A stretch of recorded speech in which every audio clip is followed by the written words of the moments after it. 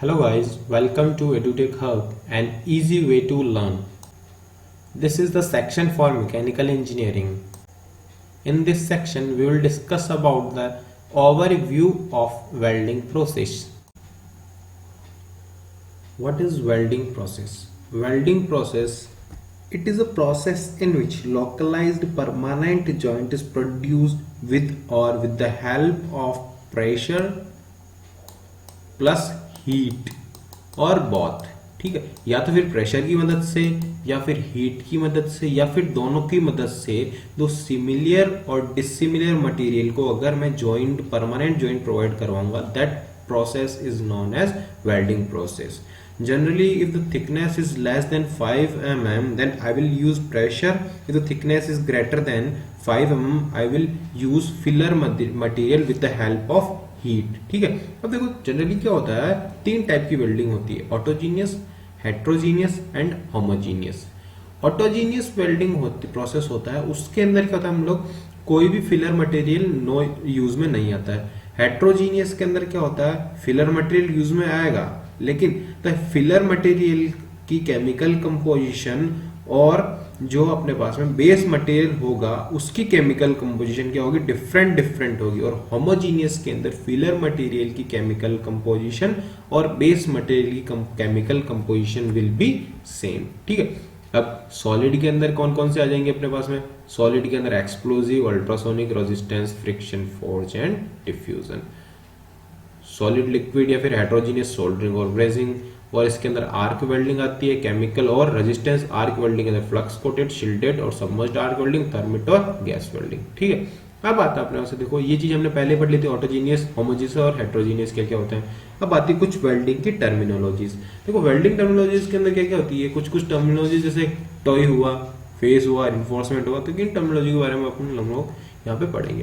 देखो क्या होता है, हम लोग जनरली कंफ्यूजन में रहते हैं कि सर निगेटिव कैथोड को कहते हैं या एनोड को कहते हैं, पॉजिटिव किसको कहते हैं, कैथोड को कहते हैं या एनोड को कहते हैं। तो क्या होता है अपने पास में कि जो निगेटिव होता है वो कैथोड को कहते हैं, पॉजिटिव होते हैं वो किसको, एनोड कहते हैं, याद रख लो।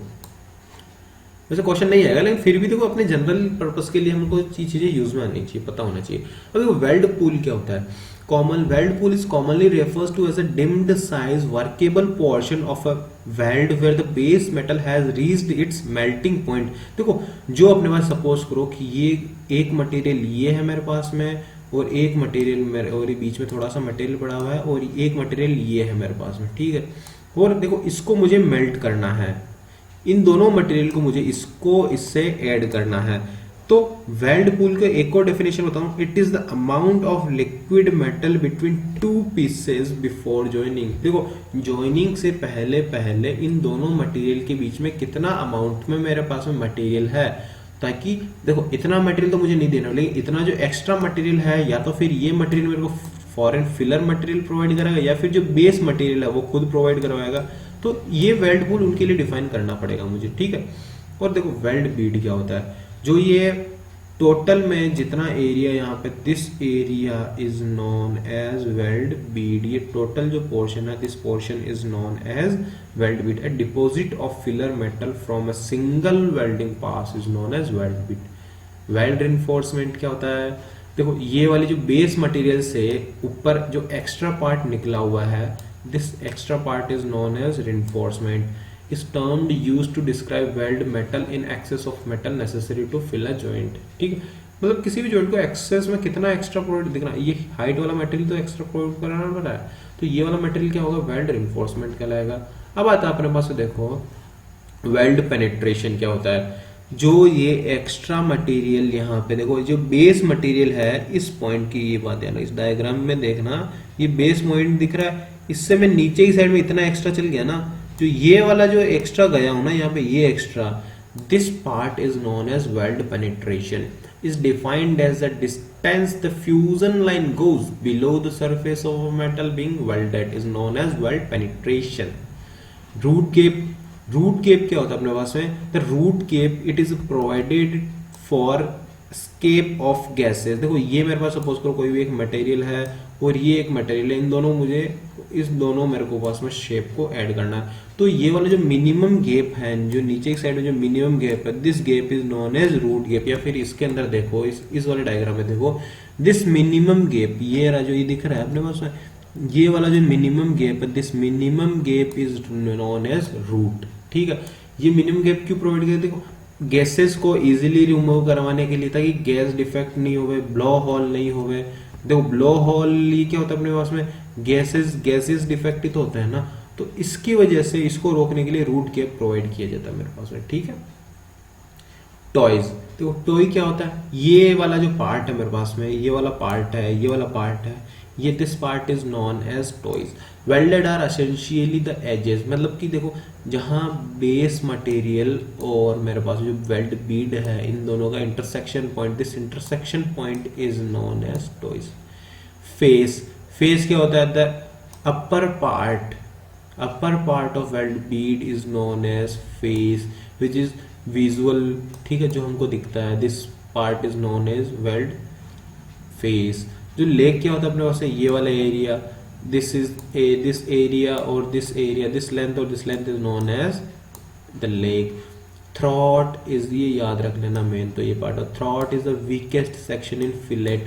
ये वाला जो एरिया दिख रहा है यहाँ से लेके यहाँ तक का, this area is known as throat. ये वाला एरिया दिख रहा है, ये थ्रॉट है। It is the shortest distance between weld face and root. ठीक, अब आता है अपने पास है कि आर्क वेल्डिंग। आर्क वेल्डिंग कौन सी होती है? आर्क वेल्डिंग की जनरल, पहले तो हम लोग आर्क वेल्डिंग क्या होती है उसका प्रिंसिपल देखेंगे कि वेल्डिंग कैसे की जाती है। आर्क वेल्डिंग प्रिंसिपल के बारे में बात करेंगे। देखो जनरली क्या होता है, when the electrode is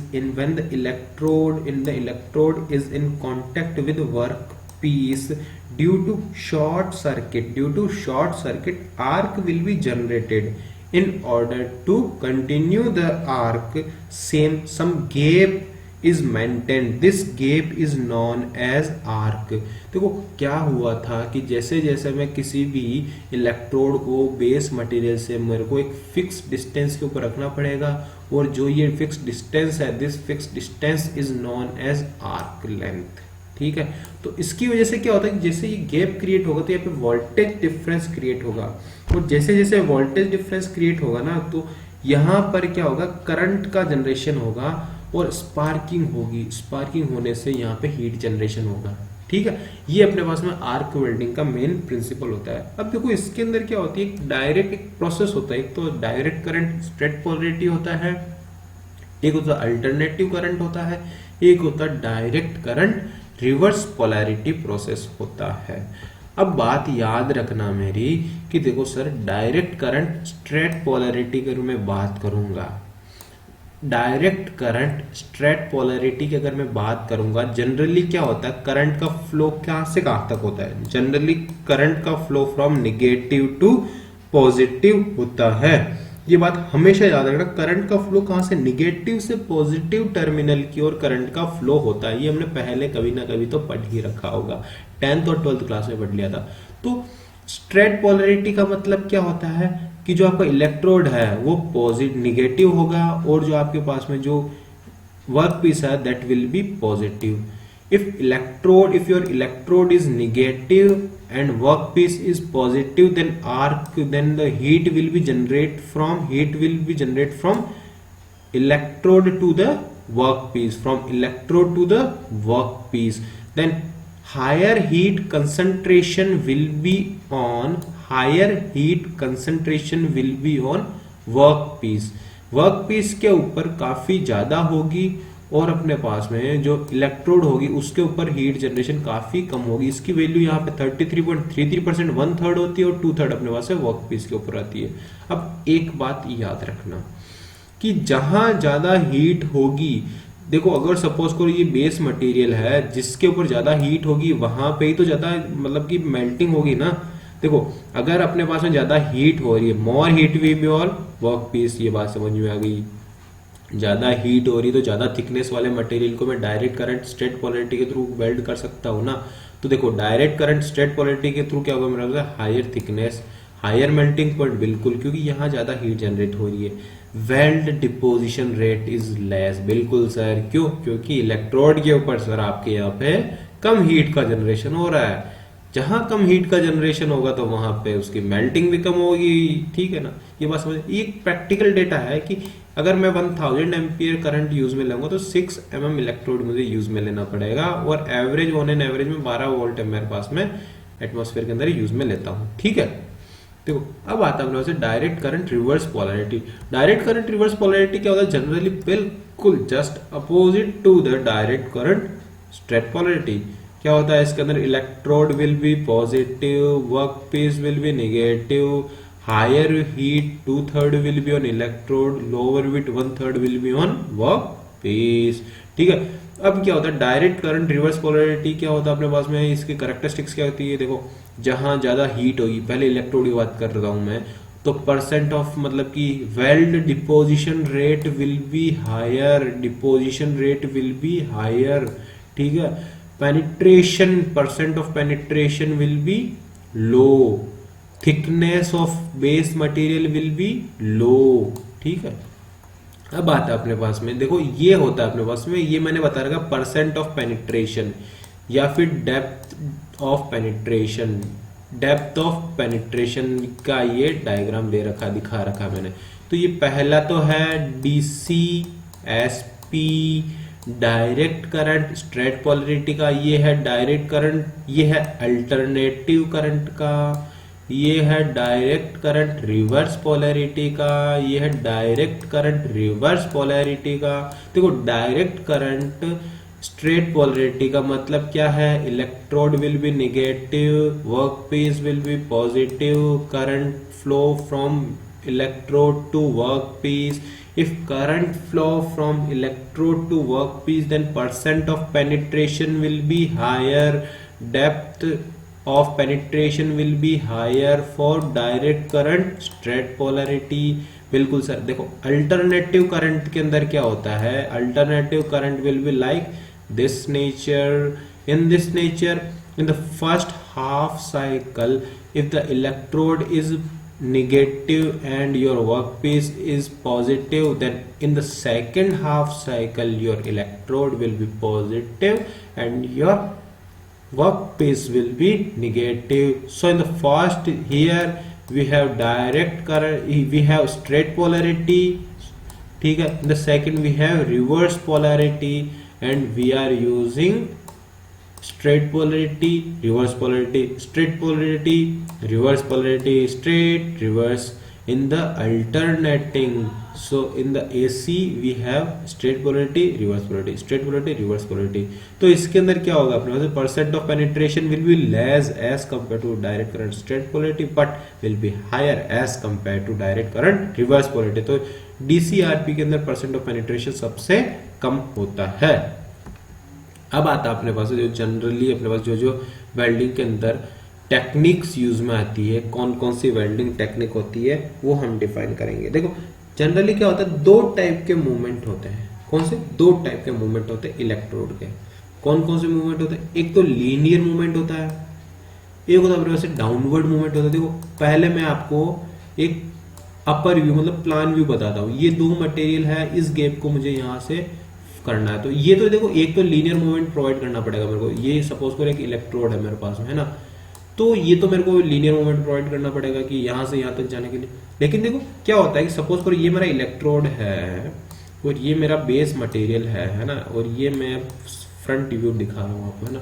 तो इलेक्ट्रोड पिघलेगा, इलेक्ट्रोड में मेल्टिंग होगी तो ये इतना गया, सेकेंड टाइम मेल्टिंग ये गया, थर्ड टाइम ये गया, फोर्थ पे ये गया। तो ये गैप इंक्रीज हो रहा है नहीं हो रहा है? देखो सर अगर ये गैप ज्यादा ही इंक्रीज होगा तो फिर यहाँ पे आर्क का जनरेशन बंद हो जाएगा। आर्क का जनरेशन अगर बंद हो गया तो यहाँ पे मेल्टिंग ही नहीं होगी ना, हीट ही जनरेट नहीं होगी। हीट जनरेट नहीं होगी तो यहाँ पे कौन वेल्ड कर पाएगा? इसको कोई वेल्ड ही नहीं कर पाएगा। तो due to this, due to maintain the constant arc length we have some downward movement, we have to give some downward movement to our electrode. देखो जो इलेक्ट्रोड के दो टाइप के मूवमेंट होते हैं, तो लीनियर मूवमेंट और एक होता है डाउनवर्ड। तो डाउनवर्ड अपने पास कांस्टेंट आर्क लेंथ को मेंटेन करने के लिए प्रोवाइड की जाता है। तीन टाइप की होती है, ऑटोमेटिक, मैनुअल और सेमी ऑटोमेटिक, ठीक है। अब आती है अपने पास से कांस्टेंट करंट टाइप की वेल्डिंग टेक्निक। देखो सर कांस्टेंट करंट टाइप की वेल्डिंग टेक्निक और आती है कांस्टेंट वोल्टेज टाइप की वेल्डिंग टेक्निक। को देख कांस्टेंट करंट टाइप की वेल्डिंग टेक्निक होती है। इसके अंदर क्या होता है जनरली अपने पास ये डायग्राम देखना कि कांस्टेंट करंट टाइप की वेल्डिंग टेक्निक के अंदर for a small change in welding voltage, for small change in voltage, for small change in voltage there will be very less change in current. For a small change in voltage there will be very less change in current. ये बात याद रखना। और देखो constant voltage, ये वाला diagram अपने पास में, ये तो कांस्टेंट करंट का है, ये कांस्टेंट वोल्टेज का डायग्राम। कांस्टेंट वोल्टेज के अंदर क्या होता है, for small change in voltage there will be very higher change in current. देखो इतना सा चेंज वोल्टेज में, क्या इतना ज्यादा चेंज हो गया वोल्टेज के अंदर। तो अब इनकी कैरेक्टरिस्टिक्स पढ़ते हैं कि देखो उसके अंदर कांस्टेंट करंट किसके लिए यूज में आएगी अपने पास में, ये मैनुअल आर्क वेल्डिंग के अंदर यूज में आएगी। कांस्टेंट करंट किसके अंदर यूज में आएगी, मैनुअल आर्क वेल्डिंग में। इसकी कैरेक्टरिस्टिक्स कैसी होती है, ये ड्रूप टाइप की, ऐसे ये ड्रूप टाइप की कैरेक्टरिस्टिक्स होती है कांस्टेंट करंट की। कांस्टेंट वोल्टेज अपने पास में क्या है, ऑटोमेटेड वेल्डिंग के अंदर यूज में आएगी। और ये लीनियर कैरेक्टरिस्टिक्स होती है, बता रखा ना, ये लीनियर कैरेक्टरिस्टिक्स होती है इसकी। आगे बात समझ में, ठीक है। और देखो एसी के अंदर हम लोग क्या यूज में लेते हैं, स्टेप डाउन ट्रांसफॉर्मर, और डीसी के अंदर रेक्टिफायर हम लोग यूज में लेते हैं। अब इसके बाद में आती है अपने पास में specifications of welding machines. Welding machine के अंदर कौन कौन से स्पेसिफिकेशन यूज में आते हैं, देखो open circuit voltage. Open circuit voltage क्या होती है, it is the maximum voltage that can be measured between the two open terminals under no loading conditions। देखो बिना किसी लोडिंग कंडीशन के अंदर जितनी मैक्सिमम मतलब वोल्टेज में डिफाइन कर सकता हूं, that voltage is known as open circuit voltage. Generally इसकी वैल्यू क्या होती है अपने पास में, 80 वोल्ट इसकी जनरल वैल्यू होती है। उसके बाद में आता है अपने पास में देखो short circuit current. Short circuit current भी होती है। The maximum current which is required to generate the arc is known as short circuit current. अब आता है अपने पास में duty cycle. Time during which arc will be on without over heating element in a welding machine is known as duty cycle. देखो duty cycle क्या होता है अपने पास में कि जैसे ही अगर सपोज करो मेरे पास में कोई भी आर्क है मेरे पास में, है ना, तो आर्क पहले तो मेरे को कुछ टाइम तक तो हीट करेगी, कुछ टाइम तक रुकेगी, हीट करेगी रुकेगी। तो कितना परसेंट ऑफ टाइम, सपोज करो 10 सेकंड के अंदर 8 सेकंड तक तो उसने मेरे को हीट अप किया और 2 सेकंड तक उसने आइडल टाइम लिया, तो that time is known as duty cycle. तो arc on time upon arc on time plus idle time, it is a formula for duty cycle. Generally this value will be always this value will be less than 1। देखो ये formula का I square D, यहाँ D क्या duty cycle, I क्या है current. Question कैसा है exam में, 1000 एम्पियर आपके पास में दे दिया है करंट, इसके ऊपर आपके पास ड्यूटी साइकिल है 0.8, ठीक है। 1000 के ऊपर ड्यूटी साइकिल है 0.8, तो बोला 2000 करंट के ऊपर कितना ड्यूटी साइकिल होगा ये बताना आपको। एग्जाम में डायरेक्ट क्वेश्चन आएगा ऐसा, ठीक है। 1000 के ऊपर है 0.8, तो 2000 के ऊपर तो 1000 square multiply by 0.8 and 2000 multi का square multiply by X. Find the value of X, this is your required duty cycle, ठीक है। अब आता है अपने पास एक फॉर्मूला, ये मेन फॉर्मूला है, गणेश जी का फॉर्मूला मान के चलो इसको। इसके लिए क्या होता है अपने पास में, वोल्टेज और करंट की कैरेक्टरिस्टिक्स मिले तो कांस्टेंट वोल्टेज ले रखा अभी यहाँ पे। तो स्ट्रेट लाइन कैरेक्टरिस्टिक्स है, स्ट्रेट लाइन की इक्वेशन क्या होती है, x upon a plus Y upon B equals to 1, x upon a plus Y upon B equals to 1। देखो x एक्सिस के ऊपर क्या है करंट, y एक्सिस के ऊपर क्या है मेरे पास में वोल्टेज, a क्या है एक्सिस की शॉर्ट सर्किट करंट IS, ये दिख रहा है। y एक्सिस के ऊपर क्या है open circuit voltage V0 should be equal to 1, ये आ गया ना। Open circuit voltage short circuit current, ये वैल्यू दिख रही है, ये फॉर्मूला है अपने पास में। अब क्या आता है अपने पास में, देखो for a stable condition for a stable condition for a stable arc. In a constant current type के अंदर I A equal to I T, constant voltage के लिए V A equal to V T. ये stable arc की conditions है sir, ये बिल्कुल short notes है, तो शॉर्ट नोट्स को शॉर्ट नोट्स के हिसाब से ही पढ़ेंगे हम लोग। अगर मैं डिटेल में देने बैठूंगा या मैं 3 घंटे लग जाएंगे केवल वेल्डिंग को डिफाइन कर लेंगे, मुझे 3-4 घंटे का लेक्चर चाहिए, तो अभी मैं नहीं कर सकता। आधे 1 घंटे के अंदर मुझे डिफाइन करना है, तो मुझे ये जनरल चीजें कुछ चीजें स्किप करनी ही पड़ेगी वहां पे आपके लिए, नहीं तो ये शॉर्ट नोट्स नहीं बन के लॉन्ग नोट्स बन जाएंगे और सब कुछ मलते ही रह जाएंगे हम लोग, है ना। फॉर देखो मैक्सिमम पावर के लिए जनरली क्या होता है अपने पास में, मैक्सिमम पावर के लिए V equal to A plus B L है, या L क्या है, आर्क लेंथ, L क्या है, आर्क लेंथ है अपने पास में, ठीक है।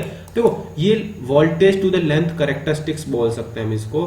तो देखो किसी भी चीज को मैक्सिमम होने के लिए उसका first derivative should be zero, first derivative should be zero, first derivative should be zero. देखो power, I know power equals to voltage multiply by current. Power की वैल्यू क्या होती है, वोल्टेज मल्टीप्लाई बाय करंट होती है। तो देखो अगर मेरे को मैं वोल्टेज को, और एक मुझे पता है V upon V naught plus I upon I S equals to 1 होता है या नहीं होता है, V upon V naught plus I upon I S equals to 1, जो मैंने लास्ट टाइम ही पढ़ लिया था उसकी स्ट्रेट लाइन कैरेक्टरिस्टिक से, कांस्टेंट वोल्टेज से। तो इससे मैं वोल्टेज की value in terms of current लिख सकता हूँ क्या, वोल्टेज की value in terms of current लिख सकता हूँ क्या, बिल्कुल सर। तो पावर की वैल्यू मेरे को कौन, एक अननोन की टर्म्स में, या तो फिर वोल्टेज की टर्म में मिल जाएगी या फिर करंट की टर्म्स में मिल जाएगी ना। तो अगर वोल्टेज की टर्म में मिल गई तो dp बाई डी को जीरो कर दो, तो वोल्टेज की वैल्यू मिल जाएगी मैक्सिमम पावर के लिए। और अगर आपके पास में dp बाई डी की वैल्यू, अगर आपने वोल्टेज को इन टर्म्स ऑफ करंट निकाला है तो dp अपॉन डी को जीरो करके आप करंट की वैल्यू निकालो मैक्सिमम पावर के लिए। और अगर आप दोनों को ही लेंथ की फॉर्म में लिख सकते हो तो लेंथ की फॉर्म में निकाल लो, तो कुछ भी करो, लेकिन अपने मैक्सिमम पावर के लिए आपको तीन टर्म का लेंथ है, करंट है और वोल्टेज है, कैसे भी करके निकाल सकते हो। कंडीशन एग्जाम में आता है ऐसे। देखो अब क्या होता है, फिक्स एक फॉर्मूला बना रखा है कि अगर लीनियर पावर सोर्स गिवन है, if they give you the voltage to the current power source, voltage to the arc length is a linear power source, it is a linear power source, then for the what will be the condition for maximum power, condition for maximum power will be V equals to V naught upon 2, I equals to I naught upon 2। देखो मेरी बात सुनना, V equals to V naught upon 2 and I equals to I naught upon 2, P max equals to VI। इसको मैं ऐसे भी निकाल सकता हूँ, dp upon dv equals to 0 करूंगा तो भी मेरे पास में यही आएगा, वोल्टेज की वैल्यू V नॉट अपॉन 2 आएगी, और dp upon di equals to 0 करूंगा मैं तो भी मेरे पास में I इक्वल्स टू, एक बार घर पे करके देखना, I नॉट अपॉन 2 आएगा। ये नॉर्मल चीज है अपने पास में, ठीक है। अब उसके बाद में आता है अपने पास में आर्क ब्लो। देखो आर्क ब्लो क्या होता है, आर्क ब्लो ये होता है अपने पास में कि जो भी ये आर्क जनरेट हो रहा है मेरे पास में, ठीक है। तो यहां से अभी ये इलेक्ट्रोड यहाँ पे पड़ा हुआ है, तो आर्क जनरेट किसकी वजह से होता है, ईएमएफ की वजह से। तो ये जो ईएमएफ यहाँ पे इन दोनों के बीच में जो ईएमएफ जनरेट हो रहा है, अगर सपोज करो यही इलेक्ट्रोड यहाँ पे पहुंच जाएगा, इलेक्ट्रोड अगर ये आउटर साइड में पहुंच जाएगा, इलेक्ट्रोड अगर यहाँ पे, इसको मैं फाइनल साइड बोलूंगा और इसको मैं बोलूंगा बिगिनिंग बोलूंगा। एक तो होगा बिगिनिंग पे, पहले मैं फाइनल का बता देता हूँ यहाँ पे, है ना। अगर मैं यहाँ पे एग्जिट के ऊपर इलेक्ट्रोड है, तो यहाँ पर जो ये ईएमएफ जनरेट हो रहा है, यहाँ की जो आर्क है, ये आर्क तो यहाँ पे एक्चुअल में आ चुकी है, लेकिन अब जो आर्क जनरेट होगी तो ये ईएमएफ की वजह से यहाँ पे घूम के जाएगी, क्योंकि यहाँ पे तो कोई मटेरियल है नहीं, तो इस मटेरियल की वजह से ये यहाँ जाएगी। और जैसे ही ये यहाँ जाएगी सर, तो ये इस मटेरियल, पहले जब यहाँ पे था इलेक्ट्रोड तब तो इसने इसको हीटअप कर दिया, इसने इसको, ये तो ऑलरेडी हीटअप है ना, ऑलरेडी वेल्डेड जगह है ये, और फिर एक्स्ट्रा में यहाँ पे गए इसने और हीटअप कर दिया। तो भैया यहाँ पे कंसंट्रेशन ऑफ हीट काफी ज्यादा हुई या नहीं हुई इस वाले एरिया में, सेम टू सेम जब यहाँ पहुंचेगा तो इस वाले एरिया में भी हीट का कंसंट्रेशन काफी ज्यादा हो गया। तो जो ये वाला एरिया और ये वाला एरिया है, यहाँ पर क्या होगा अपने पास में, यहाँ पर काफी ज्यादा हीट का कंसंट्रेशन रहेगा, और इसकी वजह से यहाँ पर स्पैटर क्रिएट हो जाएंगे। इसकी वजह से क्या, वेल्ड स्पैटर क्रिएट हो जाएंगे। अब देखो वेल्ड स्पेटर क्या होता है, पहले तो इसको डिफाइन करो। Liquid metal on weld pool will splashed on the base material due to what, due to insufficient, due to extra heating. देखो एक्स्ट्रा हीटिंग की वजह से जो आपके पास वेल्ड पूल का मटेरियल है वो और भी निकल के वेल्ड उसके अंदर आपके पास बेस मटेरियल के अंदर चल जाएगा, तो वो क्या होता है, वेल्ड स्पेटर कहलाता है। ठीक है, अब ये वेल्ड स्पेटर यहाँ पे है, तो इसको मैं हटाने के लिए क्या करूंगा, इसको हटाने के लिए क्या करना है कि यहाँ पे जो आउटर है, एग्जिट है और इनलेट है, तो यहाँ पे दो मटेरियल प्रोवाइड रख दो, मटेरियल की छोटी छोटी स्ट्रिप रख दो। ये स्ट्रिप रख दी इस मटेरियल की और ये इस मटेरियल की स्ट्रिप रख दी, तो क्या होगा, जैसे ही इलेक्ट्रोड यहाँ पहुंचेगा तो ये इसके ऊपर पहुंच जाएगा, है ना, ये इसकी आर इसके ऊपर नहीं पहुंच के इस पे पहुंच जाएगा। यहाँ पे भी क्या होगा, ये वाला इनलेट के ऊपर मटेरियल यहाँ पे पहुंच जाएगा, तो ये इसको हार्मफुल नहीं रहेगा अपने। हाँ, चाहे ये वाला मटेरियल खराब हो जाएगा, ये वाला मटेरियल खराब हो जाएगा, इससे अपने को मतलब है, तो अपना मेन बेस मटेरियल तो खराब नहीं हुआ ना पूरा। अपने 6 सपोज करो 5 मीटर का अगर मेरा बेस मटेरियल था वो तो खराब नहीं हुआ ना। अगर हाँ वही मेरे पास में सपोज करो ये बेस मटेरियल, बाहर वाला मटेरियल खराब हो गया, फॉरेन मटेरियल हो गया, तो उसमें क्या बात है, बेस मटेरियल को तो मैंने बचा लिया है ना। तो इसको क्या बोलता हूँ, टोई आउट। क्या बोलता हूँ उसको मैं, टोई आउट। इसको मैं बोलता हूँ टोई इन। क्या बोलता हूँ, टोई इन। समझ गए बात को। अब देखो एक आता है अपने से, without any flux coating material electrode is known as bare electrode. ठीक है, और with any flux coating electrode is known as fluxed electrode. देखो if you have electrode positive, अगर अपने पास पॉजिटिव इलेक्ट्रोड है तो निगेटिव फ्लक्स प्रोवाइड करना पड़ेगा हमेशा, और अगर अपने पास में निगेटिव इलेक्ट्रोड है तो हमेशा अपने को क्या, पॉजिटिव फ्लक्स प्रोवाइड करना पड़ेगा। अब आता है अपने पास देखो फंक्शन ऑफ फ्लक्स कोटिंग। मेरी बात सुनना, देखो फ्लक्स होता क्या है, फ्लक्स क्या होता है अपने पास में, जो फ्लक्स होता है कि सपोज करो ये एक इलेक्ट्रोड है मेरे पास में, मेन इलेक्ट्रोड ये है, इसको मैं बेयर इलेक्ट्रोड बोलता हूँ। अब इसको मैं क्या करूंगा, साइड में ये एक राइट हैंड साइड में किया मैंने, इतना भारी हो जाता है इलेक्ट्रोड, है ना, और एक ये राइट हैंड साइड में किया मैंने। कुछ फॉरेन मटेरियल, मेरी जो रिक्वायरमेंट थी, ऐसा ही इलेक्ट्रोड आता है, नीचे से ऐसा रहता है, तो मेरी जो मेरी रिक्वायरमेंट थी उसके हिसाब से मैंने क्या किया, जो मेरी रिक्वायरमेंट थी ना उसके हिसाब से मैंने इसके अंदर फ्लक्स कोटिंग कर दी है। अब क्या क्या रिक्वायरमेंट रहेगी वो भी मैं इसके अगले स्लाइड के अंदर बताऊंगा, लेकिन अभी क्या है कि जो फ्लक्स कोटिंग की है यहाँ पर और ये वाली, इस कोटिंग का फायदा क्या है, material will be act as deoxidizer forms slag. ये चीज मैं बताऊंगा कि भैया डीऑक्सीडाइजर फॉर्म्स स्लैग है ना, ये स्लैग का क्या फंक्शन है, ये चीज मैं आपको आगे बताऊंगा। Slag will be act as a protecting element, ये चीज मैं बताऊंगा आपको आगे, डिफाइन करूंगा क्या होता है slag. Increase strength by adding allowing element, strength increase करेगा ये। Heat concentration will be more, viscosity को कंट्रोल करेगा। देखो विस्कोसिटी को कंट्रोल करने की कहाँ जरूरत आती है, क्यों, देखो सपोज करो कि मैं ये वर्टिकल सेक्शन है और ये मैं नीचे खड़ा हूँ यहाँ पे, है ना, मैं यहाँ पे खड़ा हूँ यहाँ पे नीचे, और मैं इसको ऐसे ऐसे वेल्ड कर रहा हूँ यहाँ से ऊपर, तो सपोज करो अगर इसकी विस्कोसिटी अगर कंट्रोल में नहीं रही मेरे पास में, तो ये यहाँ पे जो मेल्ट रहेगा वो मेरे ऊपर आके गिर जाएगा, मेल्ट, ये मेल्ट आएगा मेरे ऊपर आके गिर जाएगा, ये मेल्ट आएगा मेरे ऊपर आके गिर जाएगा। तो इससे क्या होगा, इसको वेल्डिंग करने के इसलिए यहाँ पर मेरे को विस्कोसिटी काफी ज्यादा मायने रखेगी। हाँ फ्लैट सरफेस है तो ठीक है, लेकिन अगर मैं अपवर्ड डायरेक्शन में करूंगा तब वहां पे विस्कोसिटी काफी ज्यादा मायने रखेगी। So the viscosity should be controlled. कौन कंट्रोल करता है, ये फ्लक्स कोटिंग कंट्रोल करती है। तो फ्लक्स कोटिंग के मटेरियल कौन कौन से आते हैं और वो क्या क्या काम करता है, ये फंक्शन में बता रहा हूं। देखो डीऑक्सीडाइजर कौन कौन करते हैं, ग्रेफाइट, एल्यूमिना, फेरोसिलिकॉन, फेरोमैंगनीज, ये एज ए डीऑक्सीडाइजर एजेंट यूज में आते हैं। स्लैग फॉर्मिंग कंपाउंड कौन कौन से आते हैं, iron oxide, silicon oxide, etcetera etcetera.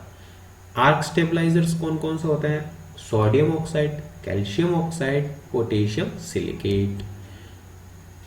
Gas forming compound कौन सा, कैल्शियम कार्बोनेट, सेल्यूलोज, हाइड्रोकार्बन। ठीक है, अब आता है अपने पास देखो स्पेसिफिकेशन ऑफ इलेक्ट्रोड। देखो इंडस्ट्री लेवल के ऊपर भैया स्पेसिफिकेशन काफी जरूरी चीज है, ये इसको मैं डेजिग्नेशन भी बोल सकता हूँ, स्पेसिफिकेशन भी बोल सकता हूँ। सबसे पहला वर्ड आता है मेरे पास में ई।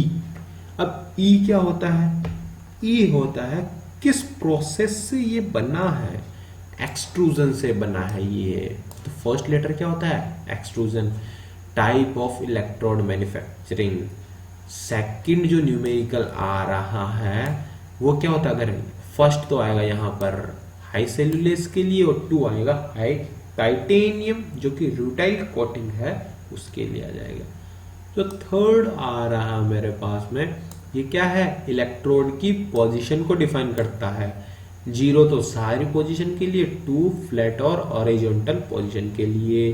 तो फोर्थ आ रहा है that is for polarity of electrode, वो क्या होता है, डायरेक्ट करंट रिवर्स पोलैरिटी के लिए तो आएगा मेरे पास में 1, डायरेक्ट करंट इलेक्ट्रोड पॉजिटिव के लिए आएगा 2। ये बात याद रखो है ना, ये यहाँ पे गलत प्रिंट हो चुका है। डायरेक्ट करंट रिवर्स पोलैरिटी के लिए आएगा 1, डायरेक्ट करंट रिवर्स पोलैरिटी के लिए आएगा अपने पास में 1, डायरेक्ट करंट इलेक्ट्रोड पॉजिटिव के लिए आएगा 2। फिफ्थ क्या होता है अपने पास में, ये इलेक्ट्रोड की स्ट्रेंथ को डिफाइन करता है पूरा पूरा ही। तो फर्स्ट 3 तो करेगा मेरा पहला लेटर होगा 300 मेगापास्कल टेंसाइल स्ट्रेंथ, 100 मेगा 1 के लिए 100 मेगापास्कल 2 होगा तो 200 हो जाएगा, 3 4 आएगा 400 हो जाएगा। 2 आ रहा है अपने पास 2% percent of elongation, amount of ductility भी बोलते हैं इसको। अब आ रहा है मेरे पास में फोर्थ, मैन्युफैक्चरिंग स्पेसिफिकेशन। ठीक है, अब आता है अपने पास, देखो अब मैं यहाँ से जनरली देखो इसके अंदर क्या कर पाऊंगा, बात समझना कि मैं छोटा छोटा आइडिया भले आपको ऊपर ऊपर से बता सकता हूँ, क्योंकि अगर मैं लंबा जाऊंगा तो कि क्लास मेरे 3 या 4 घंटे की हो जाएगी और वहां फिर ये शॉर्ट क्लास नहीं होकर लॉन्ग क्लास हो जाएगी और ये डिटेल वाली क्लास हो जाएगी।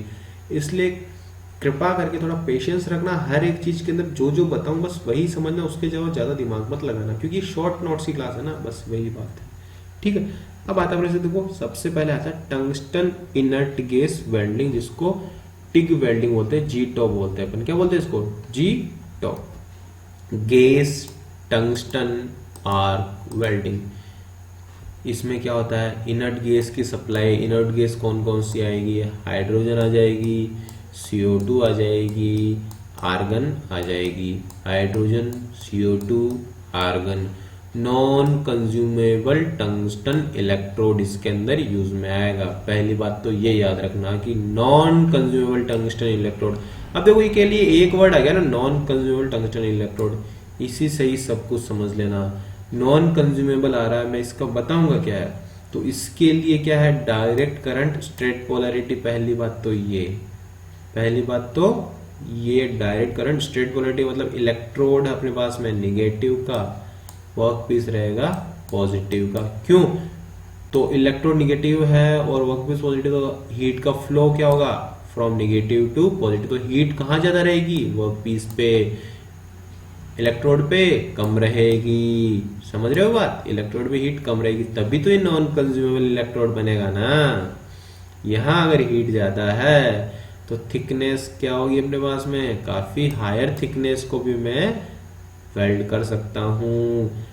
डिपोजिशन रेट क्या रहेगी, ज्यादा रहेगी।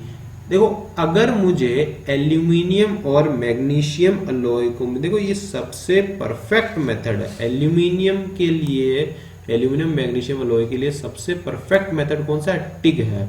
तो क्या होता है कि ये मैंने आपको पहले बता दिया था कि एसी सप्लाई, और उसके अंदर मैं एसी सप्लाई यूज में लूंगा। तो अब देखो एसी सप्लाई में क्या होगा, पहले सर्कल के अंदर इलेक्ट्रोड रहेगा निगेटिव, वर्क पीस रहेगा पॉजिटिव। सेकंड में इलेक्ट्रोड रहेगा पॉजिटिव, वर्क पीस रहेगा निगेटिव। तो देखो जो पहला रहेगा साइकिल, उसके अंदर निगेटिव टू पॉजिटिव हीट का ट्रांसफर हो रहा है। ये तो बात बहुत अच्छी है भैया, समझ रहे हो। लेकिन जो दूसरा हो रहा है उसमें निगेटिव टू पॉजिटिव इलेक्ट्रोड का ट्रांसफर हो रहा है। तो वहां पर मैं अब क्या कर रहा हूं, ये रिवर्स पोलैरिटी हुई या नहीं हुई, पहली बात तो ये याद रखना यहाँ पे। अगर ये टंगस्टन टिग वेल्डिंग नहीं होती, मेरी बात समझना, तो क्या होता, अगर रिवर्स पोलैरिटी अगर यहाँ यूज में आ जाएगी तो ऑक्साइड का फॉर्मेशन होगा ना, ऑक्साइड का फॉर्मेशन काफी खतरनाक तरीके से हो जाएगा। तो इसलिए मैं वहां पर तो एल्यूमिनियम यूज में नहीं ले सकता। लेकिन हाँ, यहाँ पर ऑक्साइड का फॉर्मेशन नहीं होगा, क्यों, क्योंकि यहाँ पर कैथोडिक क्लीनिंग हो जाएगी। जैसे ही सपोज करो कि मैंने क्या किया कि इसको ये टंगस्टन इनर्ट का, ऐसा ये टंगस्टन का अपने पास इलेक्ट्रोड है ना, तो इस वजह से क्या होगा कि यहाँ से बिल्कुल हीट अपने पास इलेक्ट्रोड के ऊपर ज्यादा हीट रहेगी, और वर्क पीस के सेकंड फेज की बात कर रहा हूँ, वर्क पीस के ऊपर हीट कम रहेगी। लेकिन यहां से यहां जाने के लिए इसको क्या होगा, इस वाले प्रोसेस के अंदर क्या होगा, जो ये ऑक्साइड का फॉर्मेशन पहले हो चुका है ना, यहाँ पे ऑक्साइड का फॉर्मेशन, इस ऑक्साइड के फॉर्मेशन को ये चीज रिड्यूस कर देगी, क्योंकि यहां से अब यहां तक हीट जाएगी, तो ये कैथोडिक क्लीनिंग बोलते हैं इसको। क्या बोलते हैं? Cathodic cleaning. So cleaning of work piece is known as cathodic cleaning in tungsten inert gas और TIG welding process। so इसके लिए क्या करते हैं अपन, किस किस को वेल्ड कर सकते हैं इसके अंदर, इस प्रोसेस को, तो ये बात ध्यान रखना, एल्यूमिनियम को सबसे अच्छे यही मेथड है एल्यूमिनियम को वेल्ड करने का। कौन सा मेथड? टिक वाला, ठीक है। एरोस्पेस, ऑटोमोबाइल, केमिकल इंडस्ट्रीज के अंदर ये यूज में आता है। देखो अपने पास इसकी ऑपरेटिंग कॉस्ट है, that is very high, operating cost is very high. अब आता है metal inert gas welding, MiG, metal inert gas या जीमो भी बोलते हैं, गैस मेटल आर्क वेल्डिंग भी बोलते हैं। इसके अंदर क्या होता है, एक सर्वो मोटर आती है, क्या आती है, एक सर्वो मोटर यूज में आएगी। ये यहाँ पे सर्वो मोटर क्या करेगी, electrode will be in the form of wire, wire की फॉर्म में जो इलेक्ट्रोड होगा उसको फीड करेगी, ये feed rate, constant feed rate provide कराएगी, कांस्टेंट। अगर सर्वो मोटर जहां पे नाम आ जाएगा, जहां सर्वो मोटर नाम आ रहा है वहां पर क्या होगा, ये ऑटोमेटिक वेल्डिंग टेक्निक कहलाएगी। इधर से मेरा क्या होगा, आर्गन, या फिर कोई भी आर्गन हो जाएगा, CO2 हो जाएगा, या फिर हीलियम, ये गैस में इनर्ट गैस प्रोवाइड करवाऊंगा। समझ रहे हो बात को? अब क्या होगा इसके थ्रू, ये automatic welding, direct current reverse polarity use में आ रही है, ये बात समझो। इसकी कौन सी, direct current reverse polarity use में आ रही है। देखो डायरेक्ट करंट रिवर्स पोलैरिटी अगर यूज में आ रही है तो ज्यादा हीट कहाँ रहेगी अपने पास में, ज्यादा हीट किसके पास रहेगी, ज्यादा हीट रहेगी ऊपर इलेक्ट्रोड के पास में, कम हीट रहेगी बेस मटेरियल के पास में। भाई अगर ज्यादा हीट रहेगी तो वो ज्यादा मेल्टिंग, तो मेटल डिपोजिशन रेट ज्यादा रहेगी अपने पास में, ठीक है। यहाँ पे depth of penetration will B not more, will be less, depth of penetration will be less रहेगा यहाँ पे, ठीक है। ये बात समझते हुए चलना अपने पास में, ठीक है। अब क्या आता है अपने पास में, देखो एक स्प्रे ट्रांसफर और आता है एक अपने पास में, कौन सा, ड्रॉपलेट ट्रांसफर। स्प्रे ट्रांसफर क्या होता है, जनरली अगर करंट की वैल्यू ज्यादा होगी, मेरी बात सुनना, करंट की वैल्यू ज्यादा होगी तो स्प्रे ट्रांसफर होगा। जो मेटल ट्रांसफर हो रहा है ना, इलेक्ट्रोड वायर का जो ट्रांसफर हो रहा है, in the form of, that will be in the form of spray transfer when the current value is higher, when the current value is higher, so जो मेटल का ट्रांसफर होगा वो in the form of spray होगा। और अगर current की value लो है तो ड्रॉपलेट ट्रांसफर होगा। भैया अगर स्प्रे ट्रांसफर में होगा, मेरी बात सुनना, तो इसके अंदर gravity force plus magnetic force, ये दोनों फोर्स डोमिनेटिंग हो जाएंगे। Gravity force plus magnetic force, दोनों फोर्स डोमिनेटिंग हो जाएंगे।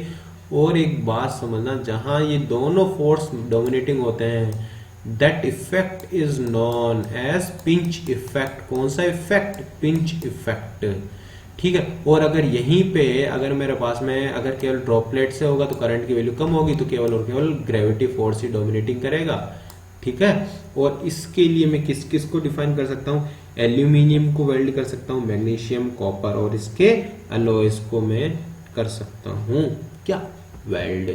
अब आती है मेल्टिंग एफिशिएंसी कैलकुलेशंस। भैया ये तो जनरल फॉर्मूला है, तो इन फॉर्मूला को पढ़ लो, बस के लिए जरूर बता देते हैं फॉर्मूला में कौन कौन सी चीज क्या क्या है, क्योंकि देखो फॉर्मूले के अंदर ज्यादा दिमाग नहीं लगाना है। अभी शॉर्ट क्लासेस है तो कहाँ से आया है, कैसे आया है, अगर ये मैं बताने बैठूंगा मुझे 2 घंटे लग जाएंगे और बेड़ा पार हो जाएगा। तो क्या है अपने पास हीट सप्लाई, ये HS की वैल्यू क्या है, हीट सप्लाई, V क्या है, वोल्टेज, I क्या है, करंट, AB क्या है, एरिया ऑफ बीड बता दिया मैंने, V क्या है, वेलोसिटी, ईटा H क्या है, हीट ट्रांसफर एफिशिएंसी। देखो generally heat transfer efficiency value क्यों दी जाती है, क्योंकि देखो यार कि अगर सपोज करो कहीं बाहर से एटमॉस्फेयर से हीट ट्रांसफर हो रही है तो कुछ ना कुछ तो लॉसेज हो गए होगा ना, इस वजह से यहाँ पे हीट ट्रांसफर एफिशिएंसी है। हीट रिक्वायर्ड टू मेल्ट, यहाँ पे ये तो क्या है, सेंसिबल हीट है, ये क्या है, लेटेंट हीट है। कोई भी मटेरियल है उसको मुझे मेल्ट करने के लिए एक तो उसकी मेल्टिंग टेम्परेचर तक जाना पड़ेगा और उसको फिर बाद में उसकी लेटेंट हीट भी तो प्रोवाइड करनी पड़ेगी, तो mg delta W plus ml। तो और ये एम एन ईटा एम क्या है मेरे पास में, मेल्टिंग एफिशिएंसी इसको मैं बोलता हूँ। क्या है, मेल्टिंग एफिशिएंसी। तो heat required to melt upon heat, total heat supply, total heat supply कभी कभार मैं आई स्क्वायर आर टी भी लिखता हूँ। क्या लिखता हूँ, आई स्क्वायर आर टी भी लिख देता हूँ कभी कभार, ठीक है। अब आती है अपने पास में प्लाज्मा आर्क वेल्डिंग। कौन सी वेल्डिंग आती है, प्लाज्मा आर्क वेल्डिंग। देखो प्लाज्मा आर्क वेल्डिंग होती है, प्लाज्मा आर्क वेल्डिंग किस टाइप की होती है, प्लाज्मा एक आयोनाइज्ड गैस कॉलम होता है।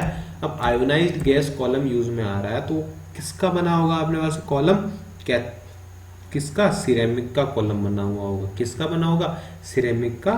एक नोजल रहेगा यहाँ पर, ये दिख रहा है ना, सिरेमिक एक टाइप का नोजल दिख रहा है ना, ये एक नोजल जैसा होता है यहाँ पर। तो इसके थ्रू क्या होता है अपने पास, आयोनाइज्ड गैस यहाँ से पास होगी। गैस काफी हायर टेम्परेचर होता है उसका, कितना 11 अप टू 11,000 डिग्री सेल्सियस तक का उसका टेम्परेचर होता है। देखो अगर टेम्परेचर ज्यादा हाई टेम्परेचर, तो high thickness, high melting point, weld can be welded. देखो इस मटेरियल का अगर थिकनेस काफी ज्यादा है और अगर इस मटेरियल की थिकनेस ज्यादा है, मेल्टिंग पॉइंट ज्यादा है, तो मैं प्लाज्मा आर्क वेल्डिंग मेथड से यूज में ले सकता हूं। Depth of penetration and weld speed will be higher. बिल्कुल सर, हायर करंट है तो उसकी डेप्थ ऑफ पेनिट्रेशन की वैल्यू क्या होगी, ज्यादा होगी। डेप्थ ऑफ पेनिट्रेशन की, वेल्ड बीड की जो विड्थ होगी वो कम होगी। देखो और इसमें direct current straight polarity use में आती है। स्ट्रेट पोलैरिटी यूज में क्यों आएगी भैया, -2 प्लस, ज्यादा हीट मुझे किसको देनी है, वर्क पीस को देनी है। तो direct current straight polarity use में, heat affected zone will be higher, क्योंकि हायर ज्यादा हीट जनरेट होगी ना।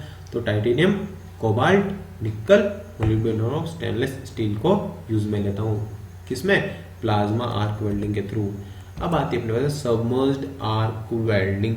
सबमर्ज्ड आर्क वेल्डिंग के अंदर भी वही होता है अपने पास में, क्या होता है, एक वायर होता है, उसको सर्वो मोटर के थ्रू मैं क्या करता हूँ, यहाँ से सप्लाई करता रहता हूँ। और एक यहाँ पर ये कंज्यूमेबल वायर है और एक गैप क्रिएट रहता है, इस गैप को, और यहाँ से एक वेल्डिंग फ्लक्स प्रोवाइड किया जाता है। देखो ये जो फ्लक्स है ना, ये फ्लक्स ये किसका होता है, calcium oxide plus calcium phosphate, CaO। ये याद रखना बस, केवल इसमें ज्यादा याद रखने की बातें नहीं है, यही है कि यार कि इसमें कौन सा फ्लक्स आता है, calcium oxide plus calcium phosphate. Thickness 15 से 50 mm की, करंट होती है 200 से 2000 एम्पियर तक की। देखो डेप्थ, डिपोजिशन रेट है, ये क्या है, डिपोजिशन रेट कितना, 20 किलोग्राम पर आवर। एग्जाम में ऐसे डायरेक्ट क्वेश्चन आएगा कि 20 किलोग्राम पर आवर मतलब कि हायर डिपोजिशन रेट किसकी होती है, 100 पॉटिमिक, तो 100 की डिपोजिशन रेट काफी ज्यादा होती है। वेलोसिटी किसकी जाती है, 100 की, 5 मीटर पर मिनट होती है इसकी वेलोसिटी।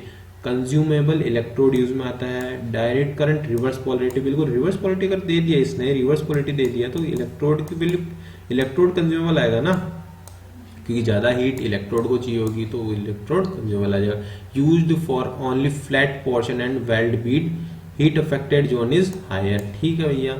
शिप बिल्डिंग के अंदर, बिल्कुल सर, जहां मुझे ज्यादा गैप है, सपोज करो ये गैप इन दोनों के बीच काफी ज्यादा है, तो वहां मैं क्या यूज में लूंगा, सबमर्ज्ड आर्क वेल्डिंग, क्योंकि इसके अंदर जो सॉलिड फ्लक्स यूज में ले रहा हूँ काफी ज्यादा मैं सॉलिड फ्लक्स यूज में आता है। और इसकी डिपोजिशन रेट भी देखो 20 किलोग्राम पर आवर तक इसकी डिपोजिशन रेट रहती है। देखो आर का जनरेशन ये कंज्यूमेबल इलेक्ट्रोड के बीच में और इसके जो गैप होता है वहां पे होता है।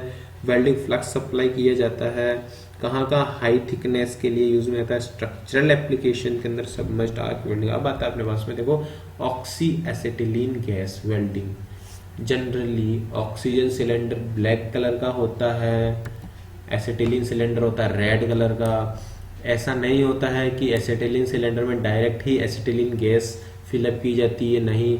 Acetylene gas in the form of solid, जब ये सॉलिड CaC2H2O से रिएक्शन करेगा तब धीरे धीरे C2H2 अपनी according to our requirement C2H2 बनती जाएगी और कैल्शियम हाइड्रोक्साइड अपना अलग से रह जाएगा। ठीक है, समझ रहे हो बात को। तो यहाँ पे एसिटिलीन को एक्चुअल में मैं इसमें सॉलिड इसके अंदर नहीं करता हूँ, बस के एसिटिलीन जैसे जैसे रिक्वायरमेंट होती है तो एसिटिलीन को मैं इससे जनरेट कर सकता हूँ, कहाँ, नीचे पानी के अंदर कैल्शियम कार्बोनेट इसको CaC2 को मिला के। ठीक है, और ऑक्सीजन का सप्लाई किया जाता है। यहाँ पे होल होता है, कंट्रोल वॉल होता है, मिक्सिंग चेम्बर होता है, एक नोजल होता है। दिख रहा है, ये गैस के तीनों पाइप है। देखो हमारे पास में क्या होता है कि जब रिएक्शन बताऊंगा तो उस रिएक्शन के थ्रू मुझे पता चलेगा कि इस रिएक्शन, देखो अब ये सारी जो रिएक्शंस लिखी हुई है इन रिएक्शंस को ध्यान से देखना, और अल्टीमेटली केवल और केवल इसमें दो तीन बातें बताई जाएगी। देखो एक तो होती है प्राइमरी इक्वेशन और एक होती है सेकेंडरी इक्वेशन। प्राइमरी इक्वेशंस के अंदर अपने पास में देखो 1 mole acetylene requires 1 mole of oxygen. In the primary stage 1 mole of acetylene requires 1 mole of oxygen, but in the secondary stage we have extra 1.5 mole। तो 1 मोल तो यहाँ पे रिक्वायर होगा और 0.5 मोल मेरे पास में यहाँ रहेगा। तो ये 1.5 मोल ऑफ ऑक्सीजन कहाँ से आएगा?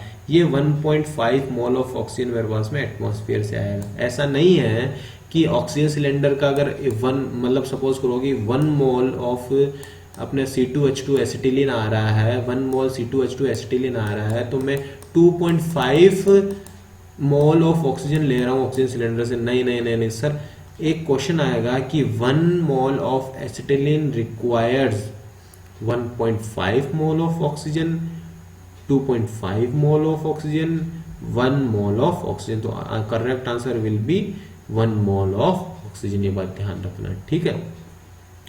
ऑक्सीजन सिलेंडर होता है 15 मेगापास्कल पे, एसिटिलीन सिलेंडर होता है 1.5 मेगापास्कल पे। 1 mole of O2 equal to 1 mole of C2H2, ठीक है।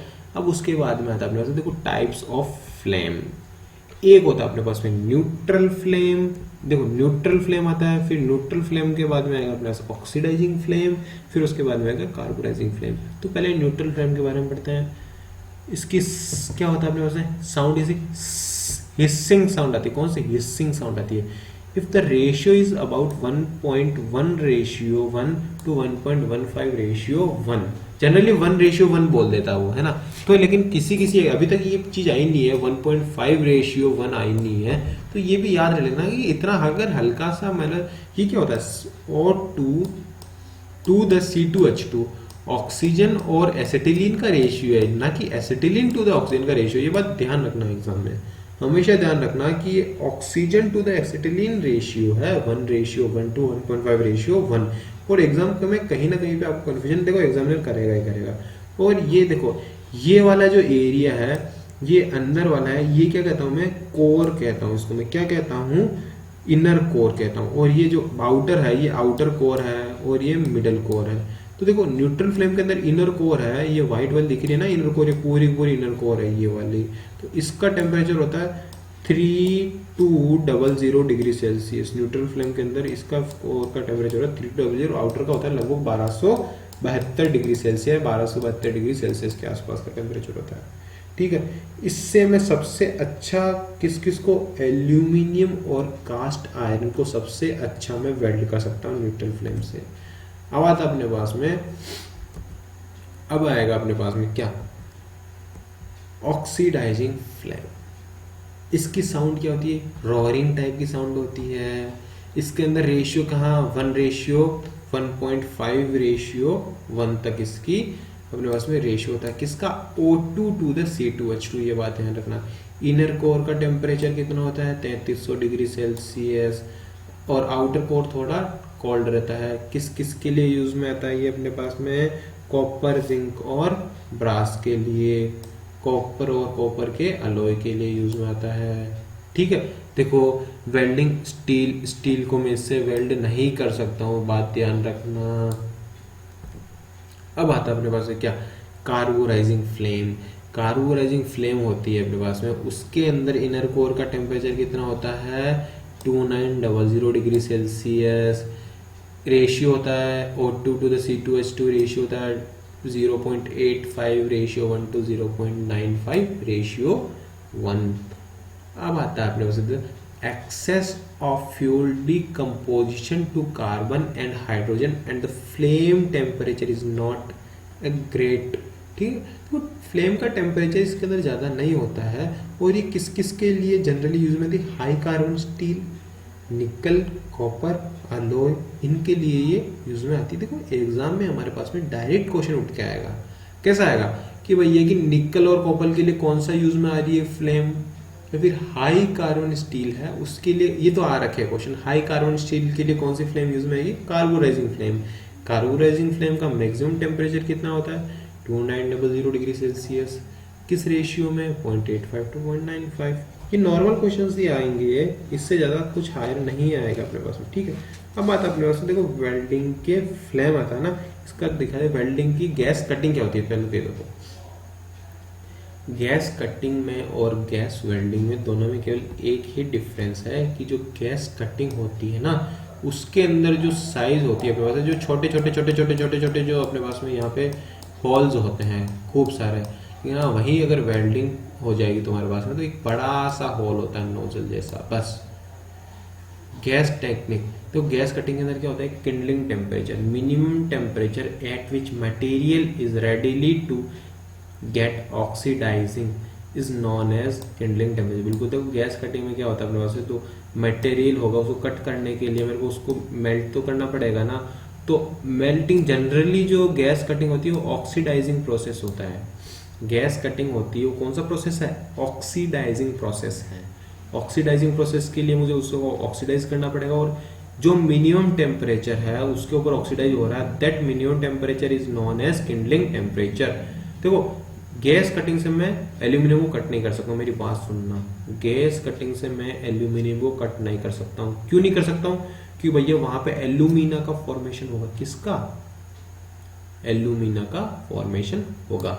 एल्यूमिनियम का फॉर्मेशन क्यों होगा, क्योंकि जैसे जैसे मैं वहां पर हीट करूंगा वहां पर जो बेस मटेरियल होगा वो ऑक्सीडाइज होगा। अगर एल्यूमिनियम ऑक्सीडाइज हो रहा है, ऑक्सीजन से रिएक्ट कर रहा है, तो वो क्या बनाएगा, एल्यूमिना बनाएगा। किसका फॉर्मेशन होगा, एल्यूमिना का।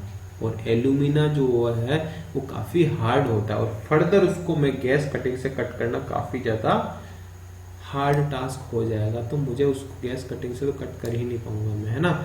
इसलिए मैं एल्यूमिना के लिए गैस कटिंग यूज में नहीं लेता हूँ, एल्यूमिनियम के लिए, है ना। अब आता है गैस कटिंग की टेक्निक।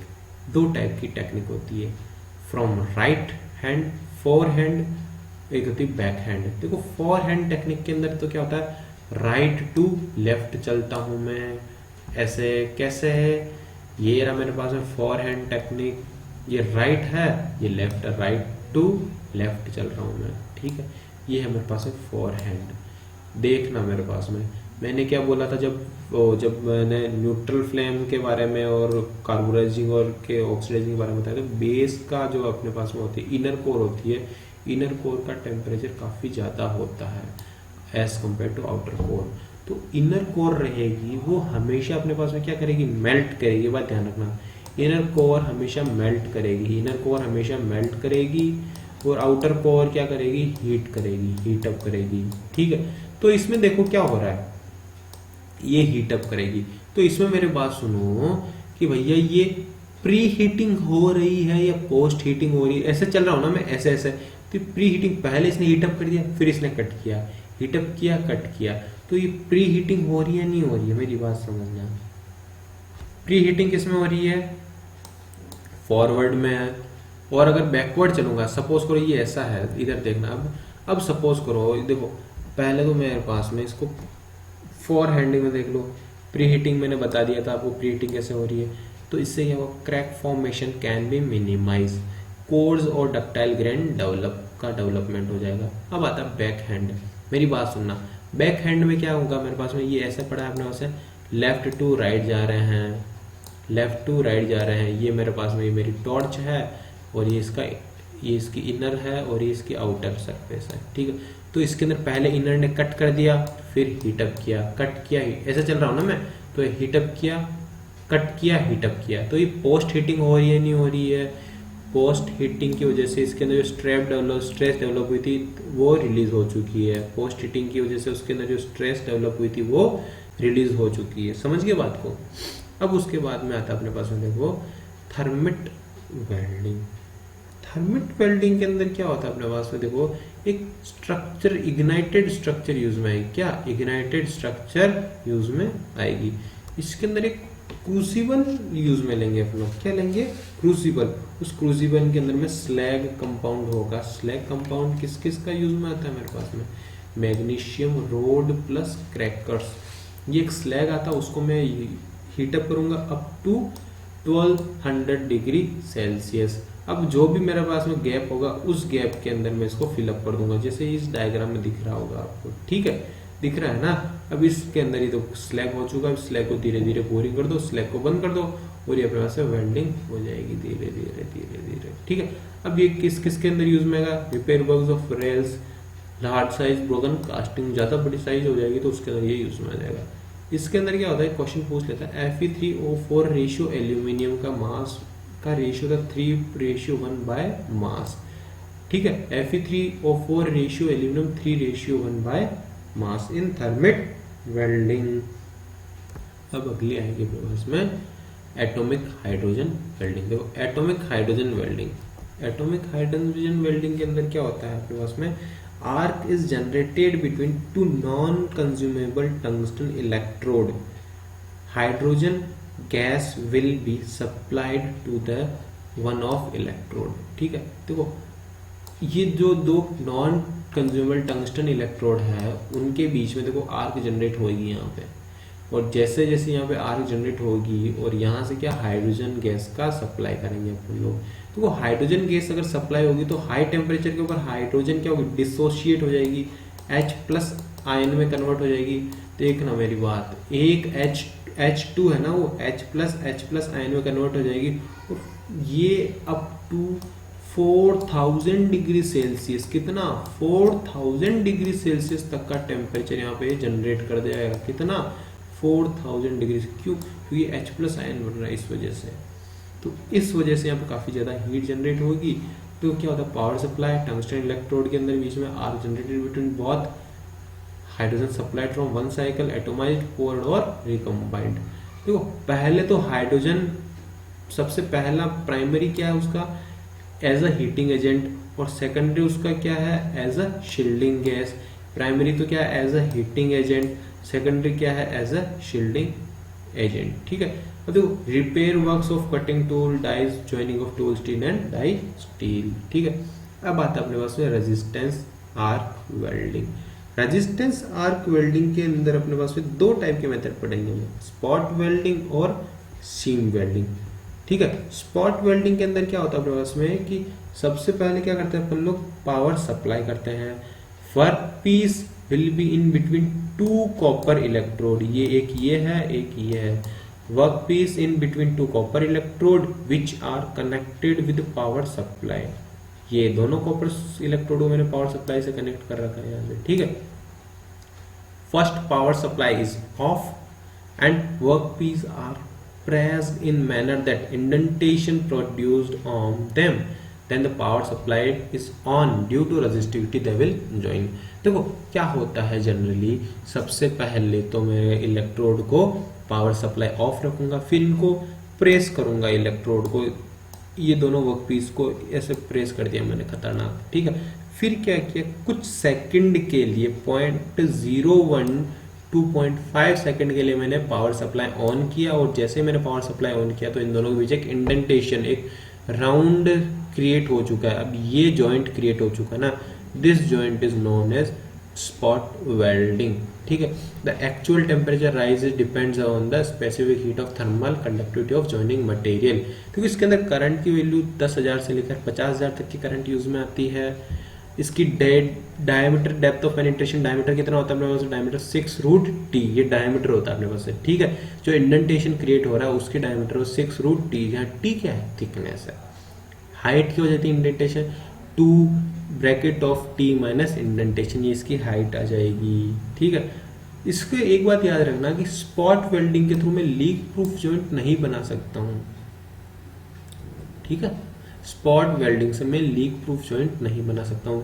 ये अपने पास लैप जॉइंट के अंदर यूज में आती है और रेफ्रिजरेटर बॉडी के अंदर यूज में आती है, ठीक है। अब आती है अपने पास एक सीम वेल्डिंग, क्या सीम वेल्डिंग, ठीक है। सीम वेल्डिंग के अंदर क्या होता है अपने पास कि दो डिस्क टाइप के या फिर रोलर टाइप के व्हील होते हैं, दो रोलर या व्हील टाइप के कॉपर इलेक्ट्रोड होते हैं, इनके बीच में हाई प्रेशर के अंदर इनको ये दो सरफेस है, इन सरफेस को मैं बीच में यहाँ पे मैं वेल्ड करूंगा। तो ये कंटिन्यूस वेल्डिंग है। क्या है ये कंटिन्यूस वेल्डिंग, देखो कंटिन्यूसली पूरी पूरी सरफेस वेल्ड हो रही है ना, या पूरी पूरी सरफेस का वेल्डिंग हो रही है, तो ये कंटिन्यूस वेल्डिंग प्रोसेस है। तो इससे क्या होता है, लीक प्रूफ जॉइंट बनता है। पहली बात तो ये इससे है ना, लीक प्रूफ जॉइंट बनता है। कॉपर रॉड होते हैं, रोलर टाइप के 2 व्हील होते हैं कॉपर के, उनके बीच में होता है, लीक प्रूफ जॉइंट बनता है। वेलोसिटी वैल्यू 5 मीटर पर सेकेंड होती है, ठीक है। अब आता है अपने पास में प्रोजेक्शन वेल्डिंग। प्रोजेक्शन वेल्डिंग के अंदर क्या होता है कि जैसे ये देखो, इसके अंदर एक प्रोजेक्टेड सरफेस होती है, ये ऐसे दिख रही है ना आपको, ये प्रोजेक्टेड सरफेस होती है। तो इस प्रोजेक्टेड सरफेस को जनरली इसके अंदर भी प्रेस्ड करते हैं। ये देखो यहाँ पे प्रोजेक्टेड सरफेस को क्या करेंगे हम लोग, ये इम्बोसिंग दिख रहे हैं, इम्बोसिंग टाइप की इम्बोसिंग, तो इसके लिए क्या करेंगे हम लोग, इसको प्रेस करेंगे, और जैसे ही प्रेस्ड करेंगे ना हम लोग, तो यहाँ पे एक जैसे इंडेंटेशन टाइप का एक क्रिएट हो जाएगा, स्पॉट क्रिएट हो जाएंगे। तो ये जो स्पॉट है ना, इसकी वजह से क्या होगा, ये दोनों मटेरियल का वेल्डिंग हो जाएगी। Joining of threaded screw nut to sheet material, fabrication of grills used only for mass production, wire mesh के लिए। Flash butt welding, flash butt welding के अंदर क्या होता है, देखो जो मेन पॉइंट है ना, मैं वही बता रहा हूँ, अभी आपको डिटेल में डिस्कस करके नहीं बता सकता, क्योंकि अगर डिटेल में बताऊंगा तो मेरा टाइम निकल जाएगा, और ये शॉर्ट नोट्स नहीं होकर लॉन्ग नोट्स बन जाएंगे, इसलिए मैं बार बार इस चीज को रिपीट कर रहा हूँ। ऐसा मत बोला सब कुछ समझ में आया, इतना भाग रहे हो, कि शॉर्ट नोट्स की बात है यार, शॉर्ट नोट्स में ऐसे ही पढ़ाया जाता है। इनिशियली अगर आपने एक बार पूरा सब्जेक्ट पढ़ रखा है ना, तब शॉर्ट नोट्स को देखने में अच्छा लगता है, तो नहीं पढ़ रखा तो फिर आपको खुद को अजीब लगेगा कि सर कुछ पढ़ाया नहीं है, क्या कर दिया ये। One is fixed and other having a linear movement, ठीक है। फ्लैश बट वेल्डिंग के अंदर क्या होता है, एक तो फिक्स रहता है और एक दूसरे का लीनियर मूवमेंट प्रोवाइड होता है। Initially will be in contact arc pressurize, सबसे पहले कांटेक्ट में रहता है, फिर उसके अंदर आर्क प्रोड्यूस की जाती है, फिर प्रेशराइज्ड किया जाता है, फिर हीट का जनरेशन होता है ड्यू टू रेजिस्टेंस। करंट होता है 80,000 टू 90,000 एम्पियर तक का, किसमें, फ्लैश बल्ट वेल्डिंग में। डायरेक्ट क्वेश्चंस आएंगे इसके अंदर कि कितनी करंट होती है, कि दोनों फिक्स होते हैं या एक फिक्स होता है, हीट जनरेशन किसकी वजह से होता है, रेजिस्टेंस की वजह से। तो यही पॉइंट्स है, इनके अलावा कुछ भी नहीं है। देखो ये अपने पास में एक डायग्राम दे रखा मैंने, इस डायग्राम ऐसे अपने पास में लगभग ऐसी फ्लैश बल्ट वेल्डिंग होती है कि एक तो फिक्स इलेक्ट्रोड है, ये मूविंग इलेक्ट्रोड है। अब आता है फ्लैश वेल्डिंग, इसके अंदर क्या आता है, देखो उसके अंदर तो फ्लैश बट वेल्डिंग के अंदर हीट जनरेशन किसकी, रेजिस्टेंस की वजह से हुआ था, लेकिन इसके अंदर हीट का जनरेशन किसकी, इलेक्ट्रिक आर्क का जनरेशन। उसमें कोई इलेक्ट्रिक आर्क नहीं था, फिक्स्ड उसमें फ्लैश बट वेल्डिंग में कोई इलेक्ट्रिक आर्क का जनरेशन नहीं था, लेकिन यहाँ इलेक्ट्रिक आर्क का जनरेशन हो रहा है। Spark is produce between them by providing at a distance, बिल्कुल स्पार्क प्रोड्यूस किया जाता है। देखो किसमें, mild steel, low carbon steel, aluminium और इसके अलॉय को वेल्ड करने में यूज में आता है ये चीज, है ना। अब आता है अपने पास लिक्विड और सॉलिड लिक्विड स्टेट वेल्डिंग, इसके बाद में आता है अपने पास सॉलिड लिक्विड और वेल्डिंग। इसके आएगा अपने पास में ब्रेजिंग। देखो ब्रेजिंग के अंदर क्या आता है अपने पास में, फिलर मटेरियल कौन कौन से यूज में आते हैं ब्रेजिंग के अंदर, ब्रेजिंग के अंदर फिलर मटेरियल यूज में आएंगे कॉपर और जिंक, कॉपर और एजी, कॉपर एंड एल्यूमिनियम। इसको लोग क्या बोलते हैं, स्पिल्टर बोलते हैं, क्या बोलते हैं, स्पिल्टर बोलते हैं, ठीक है। अब क्या होता है कि इसके अंदर फिलर मटेरियल का, ये फिलर मटेरियल का melting point temperature should be greater than temperature of filler material और should be greater than of 427 degree Celsius, ठीक है। जो melting temperature of base material है ना, melting temperature of base, melting temperature of base, ये base material का melting temperature है, that should be greater than melting temperature of filler material and both of them should be also greater than 427 degree Celsius. Flux as a borax use में आता है इसमें, joining of hydraulic circuit to the minimize leakage, plumbing application, soldering, soldering में क्या होता है, filler material use में आता है, लेड और tin as a solder use में आता है। Temperature of filler material will be less than 427 degree Celsius. Flux क्या होता है, जिंक क्लोराइड और hydrogen chloride. Fabrication of electric circuit PCBs, braze welding, यहाँ जेड आएगा, ब्रेज वेल्डिंग आएगा, ठीक है, ब्रेज वेल्डिंग अपने पास में, ठीक है। ब्रेज वेल्डिंग, ब्रेज वेल्डिंग क्या था, फिलर मटेरियल और कॉपर और टिन यूज में आता है braze. Flux as a borax use में आता है, used for joining of cutting tool tip. अब आता है अपने से देखो सॉलिड स्टेट वेल्डिंग।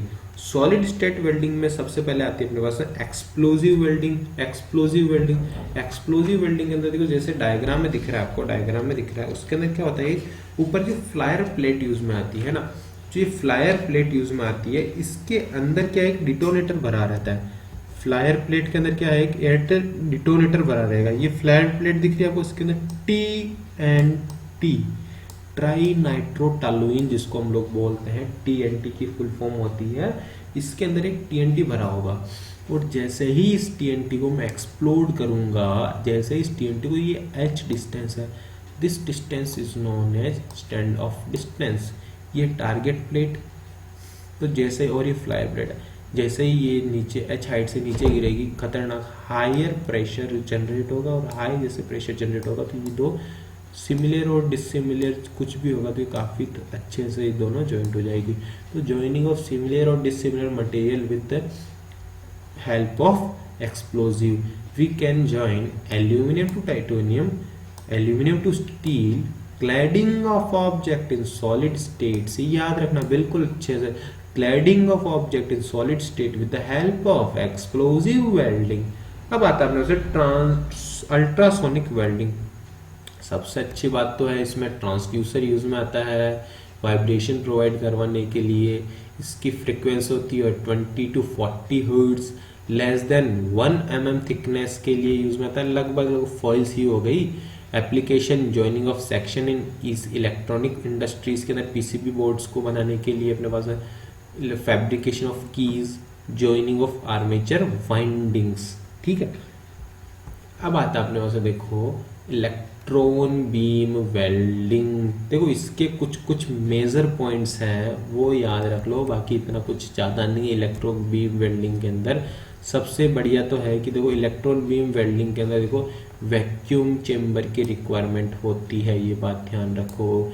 इसकी वेलोसिटी होती है 60,000 तो multiply by 10⁻⁸ 60,000 into 2 multiply by 10⁻⁸ metre पर सेकंड से लेकर अपने पास में वेलोसिटी, इसकी वोल्टेज होती है 20 मल्टीप्लाई बाय 120 किलोवाट की वोल्टेज इसके अंदर सप्लाई की जाती है। और ये लिक्विड फ्यूजन टाइप की वेल्डिंग है। क्या है? लिक्विड फ्यूजन टाइप की वेल्डिंग टेक्निक है।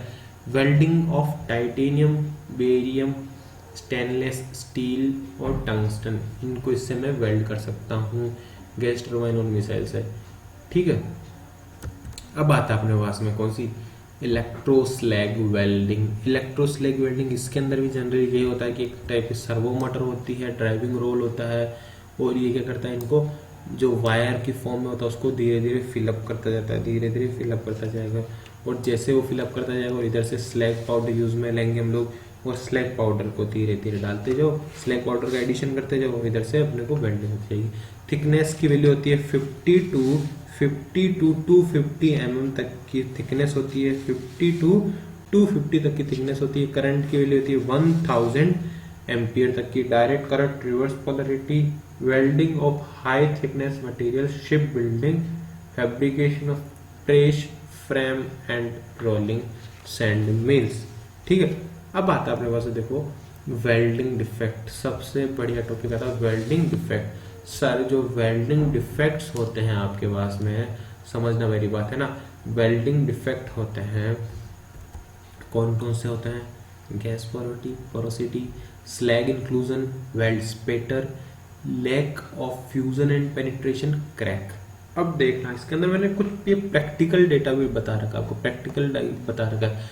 गैस पोरोसिटी, गैस पोरोसिटी मैंने पहले आपको अगर याद हो तो मैंने पहले बता रखा है। गैसियस डिफेक्ट के अंदर क्या क्या बताया था कास्टिंग के अंदर, BSP, सब कमेंट बताना मेरे को। BSP इसका मतलब क्या है, BSP का मतलब जल्दी से कमेंट बताना क्या है, BSP का मतलब बताना, BSP का मतलब क्या है।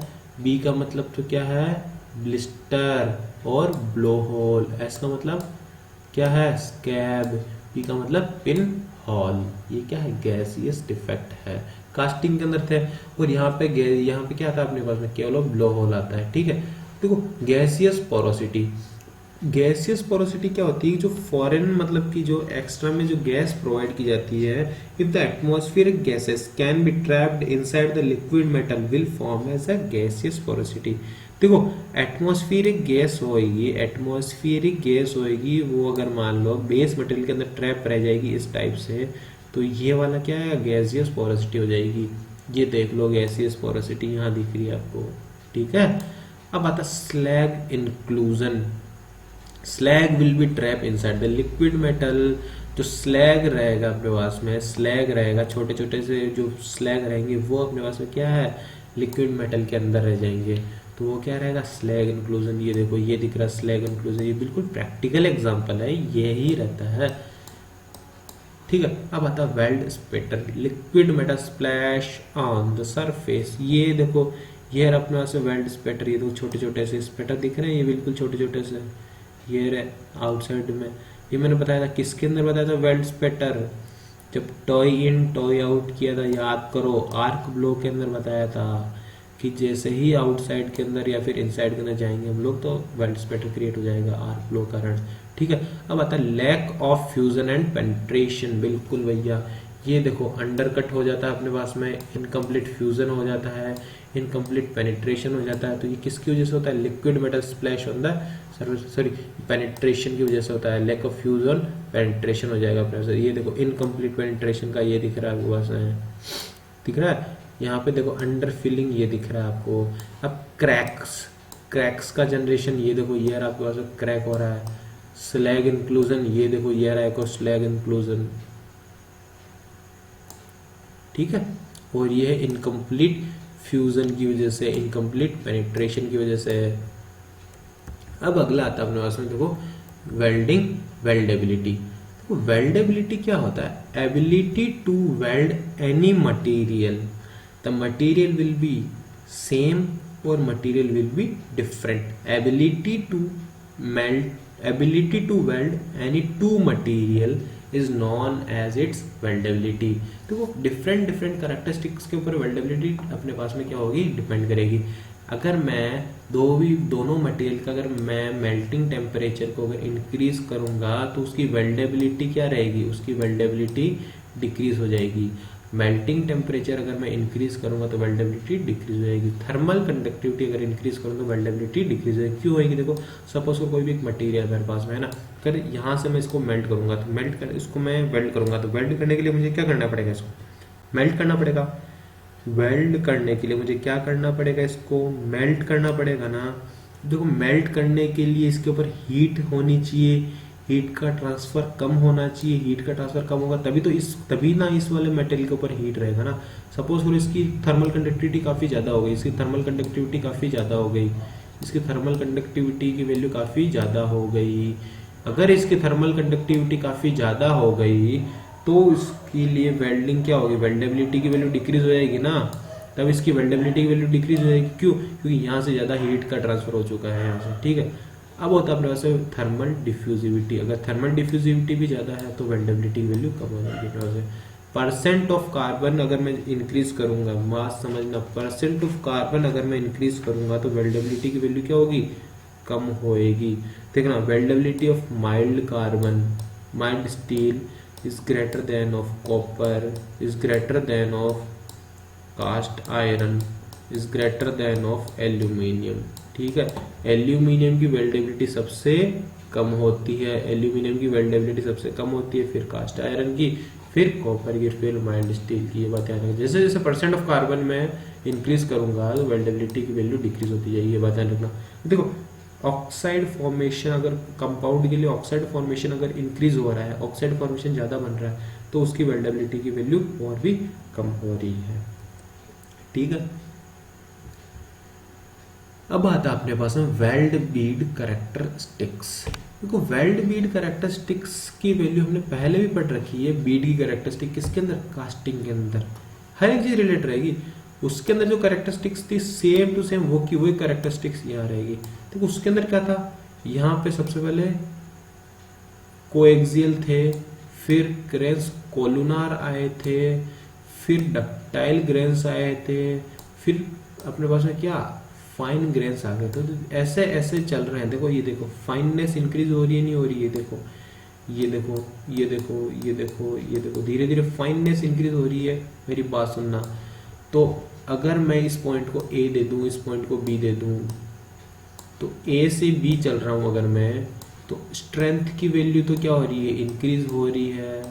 स्ट्रेंथ की वैल्यू इंक्रीज हो रही है। डक्टिलिटी की वैल्यू क्या हो रही है, डिक्रीज हो रही है। क्यों? क्योंकि डक्टिलिटी की वैल्यू डिक्रीज क्यों हो रही है, क्योंकि साइज क्या हो रही है, साइज डिक्रीज हो रही है। बिल्कुल सर, जो मोटे लोग होते हैं वो सॉफ्ट होते हैं, और यहाँ पे सॉफ्ट है या नहीं है, बिल्कुल यहाँ पे सॉफ्ट है। तो स्ट्रेंथ की वैल्यू तो इंक्रीज हो रही है, और स्ट्रेंथ की वैल्यू तो इंक्रीज हो रही है, डक्टिलिटी की वैल्यू डिक्रीज हो रही है। तो ये हमारे वेल्ड बीड की कैरेक्टरिस्टिक्स भी हमने आज डिफाइन कर दी है। Heat affected zone, heat affected zone क्या होता है, जहां पर हमेशा अपने पास टेम्परेचर की वैल्यू काफी ज्यादा होती है, that area is known as heat affected zone. ठीक है सर, ठीक है भैया। अब आज की क्लास हमारी यहाँ तक ही, यहीं पे फिनिश होती है। अगर हमको इस चीज़ के बारे में अगर कुछ भी डिटेल में जानना है, देखो तो इसके लिए आपको डिटेल क्लास ज्वाइन करनी पड़ेगी। डिटेल क्लास देखना, उसके अंदर आपको बिल्कुल फायदा मिलेगा। लेकिन ये अभी तक अपनी शॉर्ट क्लास है, तो उस पर मैं भी बाउंडेड हूँ, क्योंकि मुझे कम टाइम पे ज़्यादा से ज़्यादा सिखाना है। तो बस केवल इस क्लास को ऐसे किया करो कि जो भी एग्जाम दो तो उस एग्जाम से पहले एक बार इस चीज़ को देख लो, इससे कि आपका ओवरव्यू हो जाएगा कि आपको कितना आता है कितना नहीं आता है एक बार में, बस। ठीक है, थैंक यू।